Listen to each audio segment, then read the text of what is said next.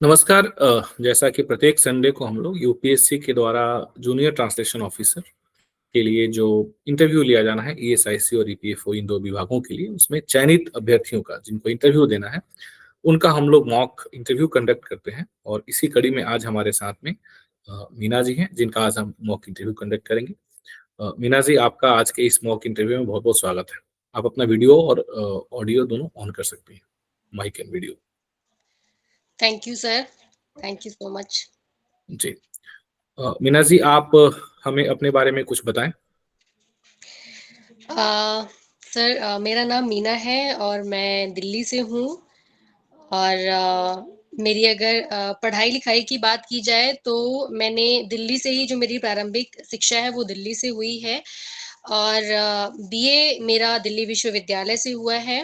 Masters जो है मैंने गुरु जम्बेश्वर यूनिवर्सिटी है हरियाणा की, वहाँ से किया है मास कम्युनिकेशन में। और फिर मैंने एमए हिंदी किया दिल्ली विश्वविद्यालय के हंसराज कॉलेज से। और इसके अलावा कामकाजी दुनिया की बात की जाए तो मैंने पत्रकारिता की है 5 साल। और जिसमें दैनिक जागरण, दैनिक भास्कर, जनसत्ता ऐसे अखबारों में काम किया है। और वर्तमान में आख्या इंडिया प्राइवेट लिमिटेड कंपनी है, उनके साथ मैं बतौर कंटेंट राइटर काम कर रही हूँ। और बाकी सर उपलब्धियों की अगर बात की जाए तो मैंने पत्रकारिता करते हुए लाडली मीडिया अवार्ड, जो जेंडर पर जो लोग रिपोर्टिंग करते हैं उनको दिया जाता है, वो मुझे मिला है। और पढ़ाई लिखाई में थोड़ी बहुत ठीक थी तो दिल्ली विश्वविद्यालय में मुझे पत्रकारिता में सबसे अधिक अंक प्राप्त करने की वजह से यूनिवर्सिटी मेडल वेंकैया नायडू जो उपराष्ट्रपति अपने थे, पूर्व उपराष्ट्रपति, उनके द्वारा मुझे दिया गया था। तो यही है मेरा परिचय। मीना जी, पत्रकारिता में आपने अपनी पढ़ाई करी है, जी जैसा आपके रिज्यूम से दिख रहा है। तो पत्रकारिता और अनुवाद, इनको कैसे आप रिलेट करती हैं, कैसे कनेक्ट करती हैं? सर, दोनों एक दूसरे के पूरक हैं। और इतने टाइम मीडिया में काम करने के बाद मैंने देखा है कि बहुत सारी खबरें ऐसी आती हैं जो हमें अनुवाद करनी पड़ती हैं। जब इंटरनेशनल खबरों की बात होती है तो वो सारी सामग्री हमारे पास अंग्रेजी में आती है, जो हमें हिंदी में, जो भी हमारा पाठक है उसको हिंदी में मुहैया करानी होती है। तो दोनों का बहुत बहुत ही घनिष्ठ संबंध है। और मुझे लगता है कि जब एक व्यापक स्तर पर हमें अपने पाठकों तक पहुंचना है तो उसको, उस पाठक को उसकी भाषा में वो सामग्री प्रस्तुत कराना हमारे लिए, अपने रीडरशिप को बढ़ाना भी ज़रूरी हो जाता है। और वो हमारे लिए एक बतौर पत्रकार हमारी ज़िम्मेदारी भी बन जाती है। तो दोनों का बहुत एक-दूसरे से जुड़ाव है। नहीं तो एक पत्रकार का एक अनुवाद अधिकारी और वो भी प्रशासनिक क्षेत्र में अनुवाद अधिकारी बनने की तरफ रुझान, ये थोड़ा सा समझ में नहीं आया।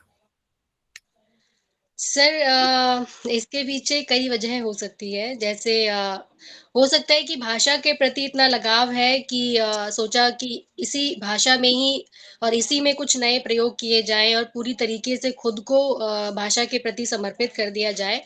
तो इसलिए भी इस तरफ आना हुआ, पत्रकारिता से अनुवाद की तरफ।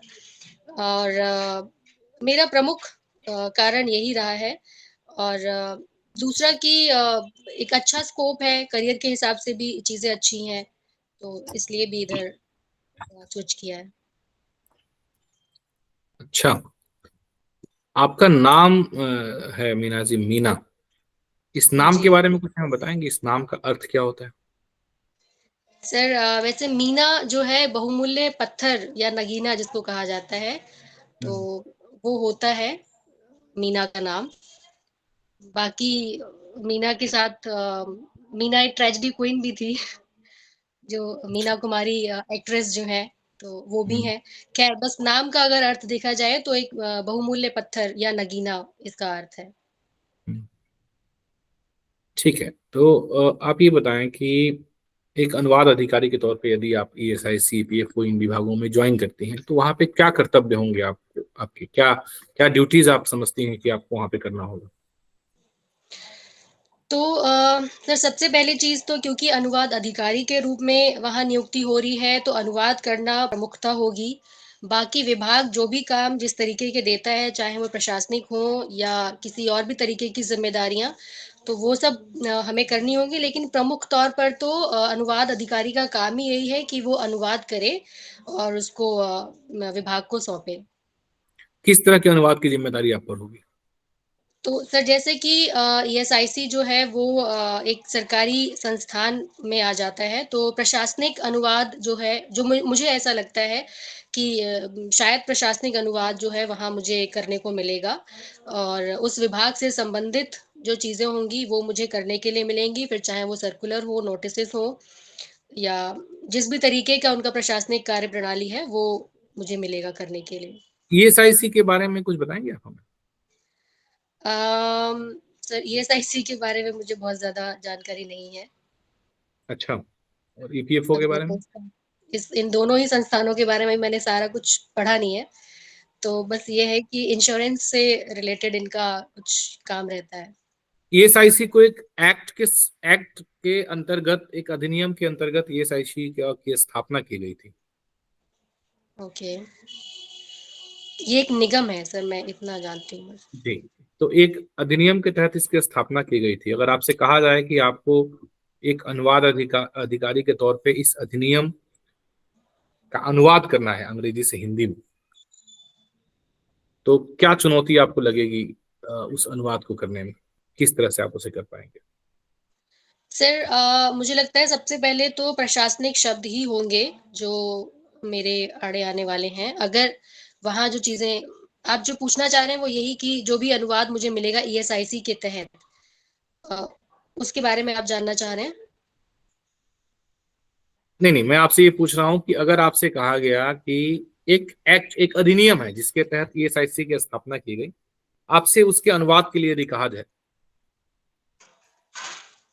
कि किन्हीं भी शासकीय उद्देश्यों की वजह से उसका अनुवाद किया जाना है, तो क्या चुनौतियां आपको उस एक्ट के अनुवाद करने में आएंगी?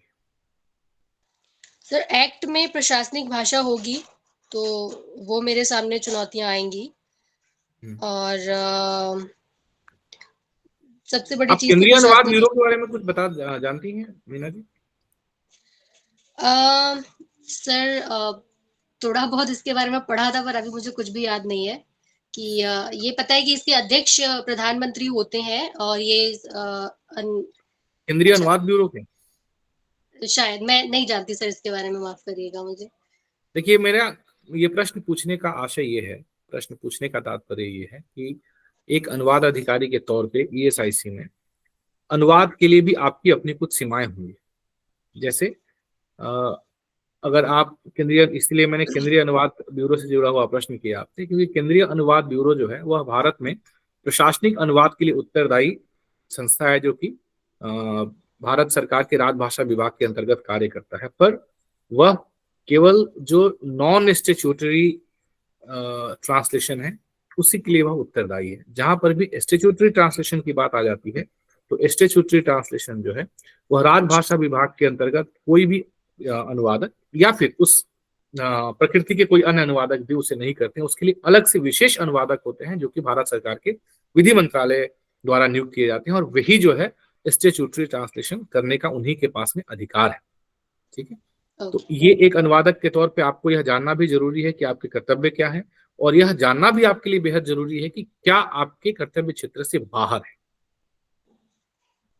क्योंकि अनुवाद एक बहुत ही चुनौतीपूर्ण विषय है। जैसा आपने कहा कि अनुवाद और जर्नलिज्म, जिसकी आपने बात पत्रकारिता की करी, ये एक, इनका एक दूसरे से बहुत गहरा संबंध है। तो मुझे ऐसा लगता है कि अनुवाद जो है बहुत ही चुनौतीपूर्ण कार्य है, जहाँ पे यह जितना सरल दिखने में लगता है उतना शायद सरल होता नहीं।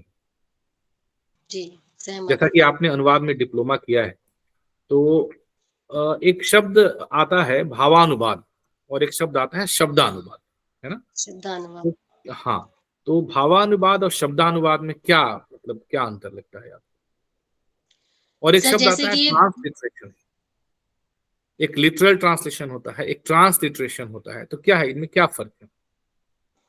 सर जो पहले 2 शब्द आपने मुझसे पूछे हैं, भावानुवाद और शब्दानुवाद, ये अपने जी। शब्दों में ही इनकी परिभाषाएँ छुपी हुई हैं। तो भावानुवाद से अभिप्राय ये हुआ कि पूरा जो अनुवाद है वो करने के बाद ऐसा ना लगे उसको पढ़ने के वक़्त कि ये अनूदित कॉपी है या अनूदित सामग्री है। वो पढ़ने के बाद एक मूल कॉपी की तरह ही लगे और उसका पूरा भाव उस पूरी कॉपी में दिखाई दे, बजाय इसके कि शब्दशः हमने उसको अनुदित कर दिया है, बिना उसका अर्थ समझे कि इसमें उसकी सामाजिक, सांस्कृतिक पृष्ठभूमि क्या कहती है या ऐतिहासिक पृष्ठभूमि क्या कहती है उस पूरी सामग्री की। बिना उसको समझे अगर हमने शब्दशः अनुवाद कर दिया है, तो कई बार अर्थ का अनर्थ हो जाता है। तो भावानुवाद में पूरी सामग्री का भाव समझ करके उसका अनुवाद किया जाता है। जैसे सर उदाहरण के तौर पर जापान में एक उल्लू शब्द जो है भारत में उल्लू हम कई बार खिल्ली उड़ाने के लिए या व्यंग्य के रूप में इस्तेमाल कर लेते हैं, जो कि एक पक्षी है। वहीं जापान में उल्लू शब्द जो है एक सम्मानजनक शब्द माना जाता है। और इसी तरीके से कई ऐसे शब्द हैं, यदि उनके अर्थ और उनकी पृष्ठभूमि के हिसाब से हमें चीज़ें नहीं मालूम होंगी, तो हम उसका भावानुवाद नहीं कर पाएँगे। तो भावानुवाद की पहली जो चुनौती है वो यही होती है कि उस पूरी सामग्री की सामाजिक, सांस्कृतिक और ऐतिहासिक पृष्ठभूमि को समझते हुए उसका भाव हम निकालें, बजाय कि शब्दशः अनुवाद कर दें। और वैसे ही जो शब्दानुवाद है, वो सीधे-सीधे उस शब्द में ही इसकी जो बात है वो छिपी हुई है कि जैसा शब्द लिखा गया है हम उसको वैसे ही अनुदित करने लग जाते हैं। तो उसमें बहुत बार ये भी होता है कि भाव पीछे छूट जाता है, तो मशीनी अनुवाद एक तरीके से हमें वो लगने लग जाता है। और ट्रांसलिटरेशन जो शब्द है उसको शायद मैं कुछ बहुत बेहतर तो नहीं समझ पाई हूँ, लेकिन जो मुझे लगता है वो ये कि किसी ऑडियो को आप टाइप कर रहे हो जैसा वो कहा जा रहा है, बिल्कुल वैसा ही शब्दशः। अच्छा, जैसे डॉक्टर को आप अंग्रेजी में DOCTOR लिखेंगे रोमन लिपि में, और यदि उसे आप देवनागरी लिपि में लिखेंगे तो वह उस अंग्रेजी में लिखे हुए डॉक्टर शब्द का लिप्यंतरण यानी कि ट्रांसलिटरेशन कहा जाएगा, है ना। ये लिप्यंतरण होता है। जी। एक वाक्य है Meena ji, it was an electrifying moment. Electrifying. अगर इसे आपको हिंदी में कहना हो तो क्या कहेंगे?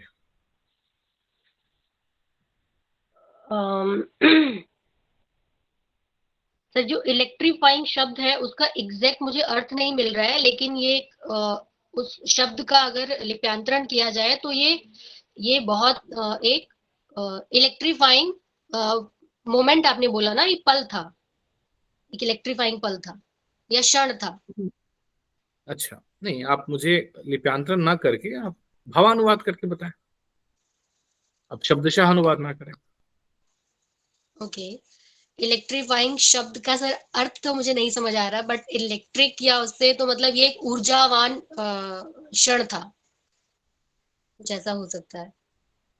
अच्छा, ये बताएं कि प्रशासनिक अनुवाद करते वक्त आप भावानुवाद को तरजीह देंगे या शब्दानुवाद को तरजीह देंगे? सर वो निर्भर करता है कि वो कंटेंट किस तरीके का है। अगर वो प्रशासनिक भी है लेकिन उसमें भी शब्दानुवाद हम ऐसे भी नहीं करेंगे कि उसका अर्थ ना समझ आए। अगर शब्दानुवाद भी कर रहे हैं तो उसका अर्थ स्पष्ट होना चाहिए कि इस वाक्य में हम कहना क्या चाह रहे हैं। अर्थ का अनर्थ ना हो, फिर चाहे वो हम शब्दानुवाद कर रहे हैं चाहे भावानुवाद कर रहे हैं। आपने हिंदी साहित्य से MA किया है मीना जी, जी। तो ये बताएं कि अनुवाद ने हिंदी साहित्य के स्वरूप को किस तरह से रूपांतरित किया है। मतलब अगर हम कालांतर की बात करें या हम पीछे जैसे हिंदी साहित्य इतिहास की बात करें, तो हिंदी साहित्य का इतिहास लगभग 1000 ईसा पूर्व से 1000 ईस्वी से पहले से शुरू होता है, उससे पहले से बहुत पहले से शुरू होता है, और उसके बाद धीरे धीरे वह अपना रूप बदलते बदलते आज एक खड़ी बोली हिंदी के रूप में हमारे सामने प्रस्तुत है। तो ये जो हजारों वर्षों में ये जो परिवर्तन हुआ है, इसमें अनुवाद की कितनी महत्ता और किस प्रकार से आप इसका जगह देखते हैं? सर जैसे मैं ऐसी बहुत सारी कृतियां तो नहीं बता सकती हूँ जो अनुदित करके हिंदी में आई, चाहे वो संस्कृत से आई या अंग्रेजी से आई। पर मैं ये जरूर जानती हूँ कि अनुवाद ने हिंदी साहित्य की समृद्धता को बढ़ाने में एक बहुत बड़ा योगदान दिया है। फिर चाहे इसके इतिहास की बात देखी जाए और चाहे वर्तमान में देखा जाए, क्योंकि अंग्रेजी से हिंदी में या संस्कृत से हिंदी में या किसी अन्य भाषा से हिंदी में उसका अनुवाद करने से हिंदी पाठकों तक जो सामग्री है या पुस्तक है वो व्यापक रूप से पहुंची है, और हिंदुस्तान में ज्यादातर जो आबादी है वो हिंदी बोलने वाली है। तो ऐसे में एक बड़ी संख्या के पास अनुदित हिंदी अनुदित जो सामग्री है उनके पास पहुंची है, इसलिए हिंदी साहित्य की व्यापकता और ज्यादा बढ़ी है। और दूसरा, अब चीजें क्योंकि ऑनलाइन हो गई हैं और ऑनलाइन में जो कीबोर्ड है वो भी हिंदी में आ गए हैं, अन्य भाषाओं से हिंदी में भी टाइप करके सामग्री पहुंचाई जा सकती है। तो ऐसे में अनुवाद जो है और व्यापक रूप से और अनुवाद के माध्यम से कोई विचार जो है और व्यापक रूप से जनता तक पहुंच पा रहा है। तो अनुवाद ने नो डाउट की बहुत बड़ी मदद की है हिंदी साहित्य में बड़ी जनता तक अपनी बात को पहुंचाने में। किसी ऐसी सामग्री का उल्लेख करेंगे आप जो आपने कभी पढ़ा हो और आपको लगा हो कि काश ये मेरी अपनी भाषा में होती या इसका मैं अनुवाद अपनी भाषा में कर पाती तो शायद इसे पढ़ पाने में ज्यादा आसानी होती। सर, जैसे मैंने जर्नलिज्म के दौरान बहुत सारे ऐसे मॉडल्स हैं और सिद्धांत हैं जो अंग्रेजी से हिंदी में अनुदित तो किए गए, लेकिन वो जैसे हम अभी बात कर रहे हैं शब्दशः अनुवाद या मशीनी अनुवाद, तो एक किताब थी टेलीविजन, रमन मैग्सेसे शायद उनका नाम है, जिनकी किताब थी, वो अंग्रेजी में मूल कॉपी फिर भी थोड़ी बहुत समझ आती है, लेकिन उसका जो हिंदी अनुवाद किया गया वो इतना कठिन था कि एक विद्यार्थी जो विश्वविद्यालय में पढ़ रहा है उसके लिए वो भाषा समझना मुश्किल है, जबकि हिंदी उसकी अपनी भाषा है। तो वो भाषा अगर मुझे हिंदी में भी मिलती और आसान भाषा में मिलती तो शायद मैं उसको और बेहतर तरीके से समझ पाती, और उस समय मेरे लिए उन सिद्धांतों को पढ़ना या मॉडल्स को पढ़ना, कई मॉडल्स हैं, हाइपोडर्मिक नीडल थ्योरी है, कई तरीके के जो भाषाविद रहे, जो कम्युनिकेशन की फील्ड में जो लोग रहे, तो ज्यादातर काम अंग्रेजी में हुआ, लेकिन जब उसका हिंदी अनुवाद आया तो वो इतना कठिन आया, और क्योंकि जर्नलिज्म जो उसमें कई मशीनी शब्द आ जाते हैं, कई ऐसी टर्मिनोलॉजीज आ जाती हैं जो बच्चा नहीं पढ़ रहा है उस भाषा को वो नहीं समझ पाएगा। तो ऐसे में मेरे लिए तो निजी तौर पर बहुत मुझे कठिनाई हुई थी, अगर मुझे लग रहा था ये भाषा अगर अंग्रेजी में भी आसान अंग्रेजी में होती या हिंदी में आसान हिंदी में होती तो शायद मेरे लिए वो समझना आसान होता। तो वो किताब मेरे आपने एक सबसे शब्द बड़ी। प्रयोग किया मीना जी, मॉडल। जी। मॉडल को हिंदी में क्या? प्रारूप शायद। अगर प्रा आपकी पोस्टिंग किसी दक्षिण भारतीय स्टेट में कर दी जाती है, किसी कार्यालय में ईएसआईसी पीएफओ के, जहां पर लोग हिंदी में कार्य करने के लिए तैयार नहीं है, तो ऐसी स्थिति में भारत सरकार की जो राजभाषा नीति है उसे कार्यान्वित करने के लिए क्या कदम उठा सकते हैं आप संभावित? अम, सर, अनुवाद का सहारा लिया जा सकता है कि अगर उनको हिंदी समझ नहीं आ रही है तो अंग्रेजी में उस सामग्री का अनुवाद उन तक पहुंचाया जाएगा ताकि वह उसको तो आपको समझ लगता है सके। कि आप अकेले एक बड़े कार्यालय का इतनी बड़ी मात्रा में अनुवाद आप अकेले कर पाएंगे?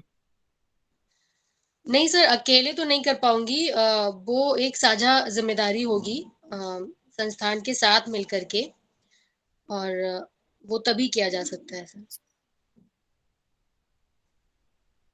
कार्मिकों को प्रशिक्षण देने के संबंध में क्या ख्याल है आपका? और प्रशिक्षण के लिए सर है, जैसे प्रवीण है, प्राज्ञ है, तो इस तरह की प्रशिक्षण कार्यक्रम चलाए जाते हैं जो कर्मचारी जिनको हिंदी नहीं आती है उनके लिए ये प्रशिक्षण लेना अनिवार्य हो जाता है, ताकि जो कार्य है वो हिंदी में बेहतर तरीके से हो सके।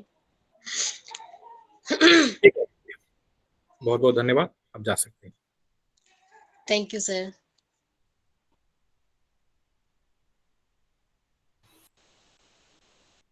ठीक है मना जी, एक बार आप अपना वीडियो ऑन कर सकते हैं, 5 मिनट में हम फीडबैक कर लेंगे। लगभग 17 मिनट आपका इंटरव्यू चला। 12:27 हमने शुरू किया था and it went up to 12:44। 17 minute वैसे बहुत कम समय लगता है, लेकिन मुझे लगता है कि आपको 17 मिनट बहुत लंबा समय लगा होगा, क्योंकि इन 17 मिनटों में बहुत सारे प्रश्न आपसे पूछ लिए गए। जी। तो इससे पहले कि मैं कुछ अपना फीडबैक बताऊं, आप अपना अनुभव बताएं, कैसा रहा अनुभव आपका इंटरव्यू का, और आपको क्या लगा कि आपको और किस तरह के सुधार की आवश्यकता है? सर मुझे तो ये लगा कि अभी मुझे बहुत ज़्यादा काम करने की ज़रूरत है और जो तत्क्षण जवाब देने की जो कला है, अगर आपको वो चीज़ नहीं भी आती है, तब भी आप उसको कैसे सामने वाले के सामने प्रेज़ेंट करो करो कि वो आपकी बात से सहमत हो जाए, वो सीखना बहुत ज़रूरी है क्योंकि ज़रूरी नहीं है कि इंटरव्यू में सब कुछ आपको आता हो। बहुत बार ऐसा होता है कि आउट ऑफ द बॉक्स चीज़ें पूछी जाती हैं, तो वो तत्क्षण वाली जो चीज़ है वो आनी बहुत ज़रूरी है। और जो कुछ एक टेक्निकल चीज़ें हैं, जैसे आपने मुझसे केंद्रीय हिंदी अनुवाद के बारे में पूछा, वो मुझे पता होना चाहिए था बतौर अगर मैं हिंदी अनुवादक के तौर पर जा रही हूँ तो। तो अनुवाद से जुड़ी जितनी चीज़ें हैं, संस्थाएँ हैं, टर्मिनोलॉजीज़ हैं, वो सब मुझे मालूम होनी चाहिए थी, जो मैं उसमें लैग कर गई हूँ कहीं न कहीं। तो सर तो ये बेसिकली आप नॉलेज को लेकर के बात कर रही हैं कि जो सब्जेक्ट का नॉलेज है वो आपके पास में होना चाहिए। बिल्कुल हाँ, सही है। जी। इसकी सर जानकारी नॉलेज होगी तभी आवश्यक है। कॉन्फिडेंस होगा, नॉलेज नहीं है तो कॉन्फिडेंस भी नहीं है, हम कुछ बात नहीं घुमा सकते। जब कुछ पढ़ा होगा तभी हम बात घुमा सकते हैं। सबसे पहले तो बात घुमाने की कोशिश करनी भी नहीं है, जो नहीं आता है उसको मना कर देना है। चलिए ठीक है, बेस्ड ऑन योर इंटरव्यू एक छोटा सा रिमार्क हम कर लेते हैं, है ना, ताकि आगे हमारे लिए इंप्रूवमेंट की आवश्यकता है। Personal attire and presentation one of the most important part interview में होता है, क्योंकि यह इंटरव्यू यूपीएससी के द्वारा लिया जा रहा है ना। संघ लोक सेवा आयोग के अपने मानक होते हैं, उनका अपना स्टैंडर्ड होता है, इसलिए आपको पर्सनल अटायर और प्रेजेंटेशन इन दोनों पे ध्यान देना है। प्रेजेंटेशन आपकी बहुत अच्छी थी, बहुत अच्छी थी। आई विल रेदर से इट वाज वेरी गुड, है ना। पर्सनल थैंक अटायर आपको पता है, फॉर्मल ड्रेस पहन के जाने से एक अच्छा, एक पॉजिटिव इम्पैक्ट इंटरव्यू बोर्ड के ऊपर पड़ता है।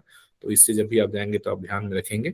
सो आउट ऑफ 20 यहाँ पे मैं आपको 12 मार्क्स जो है दूंगा, यू। क्योंकि आपकी प्रेजेंटेशन बहुत अच्छी थी।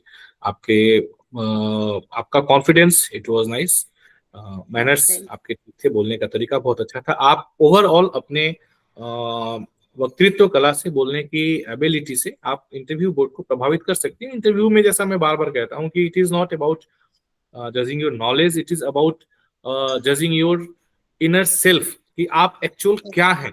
इंटरव्यू में ये जानने का प्रयास किया जाता है, और ये कि क्या आप जो है वही दिखाने का प्रयत्न कर रही हैं, या आप हैं कुछ और दिखाने का प्रयत्न कुछ और कर रही हैं, है ना। ट्रू, तो ये ट्रू। चीजें जो है बहुत आसानी से जज कर ली जाती हैं। लेकिन आपका confidence was super, it was nice. तो यहाँ पर भी जो है मैं आपको 11 मार्क्स दूंगा, and it was good. Language content आपका बहुत अच्छा था, आपको यहाँ पे 13 मार्क्स में दूंगा, एंड इट वाज एक्सीलेंट। आप बहुत अच्छे शब्दों का आपने प्रयोग किया। ये जरूरी क्यों हो जाता है लैंग्वेज कंटेंट, विशेषकर इस इंटरव्यू के लिए क्यों आवश्यक है? क्योंकि आप एक भाषा अधिकारी बनने जा रही हैं, और जी, भाषा पे आपकी अच्छी पकड़ हो, भाषा पे आपका बढ़िया कमांड हो, ये आपसे अपेक्षित रहेगा, ये आपसे अपेक्षा की जाएगी।